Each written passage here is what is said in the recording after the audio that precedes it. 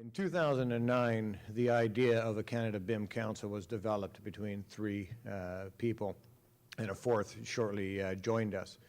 With the Canada BIM Council, we all sat together and started to discuss what it is that we really were intending this association to become. The whole ideology behind Canada BIM and BIM itself, if you're using it properly, is to take down the silos of individual disciplines and try to be very collaborative together. Over the few years, the development within each other's companies have started to show how BIM would be used, and we felt very strongly at the time of inception that we guide the users with a platform and association and advocacy group that can get together and guide how it will be implemented in the Canadian landscape. Since 2009, our board had grown, not considerably, but we have put in the proper number of board members as according to our bylaws that we have established. And we meet as a board on the third Wednesday of each month. Typically, it's a telecommunication conference call. Every year we do have what we call a face-to-face on-site meeting. The establishment of our board really is people that are end users in the profession that had the expertise at that time. At the time, it wasn't so much critical that they had the expertise of the use of BIM, but they had the expertise of the understanding of the process change that BIM involved, because at that time, as you can imagine, not a lot of people were implementing BIM.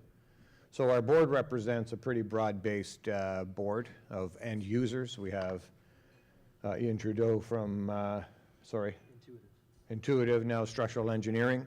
Alan Partridge from Group 2 as Architecture. Al Prowse from HR Griffith, Mechanical Contractor. Tom Strong from Ellis Don.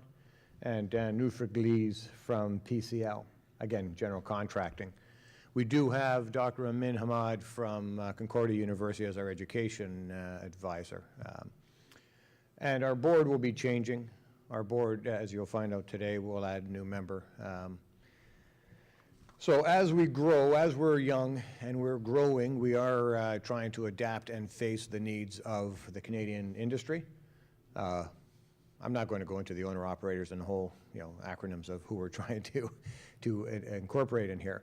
But the important thing is, again, as I said, at every regional session that we have, where we go out to the community and the end users and provide them a platform to discuss and interact.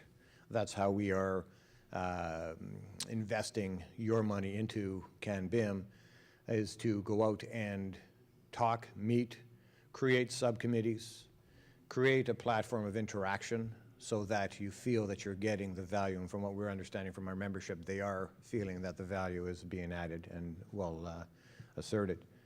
So what we're trying to establish, again, as we're saying at every regional session, is that you are who drives our committees.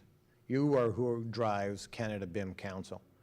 So again, we thank you for being here, and do not hesitate to interact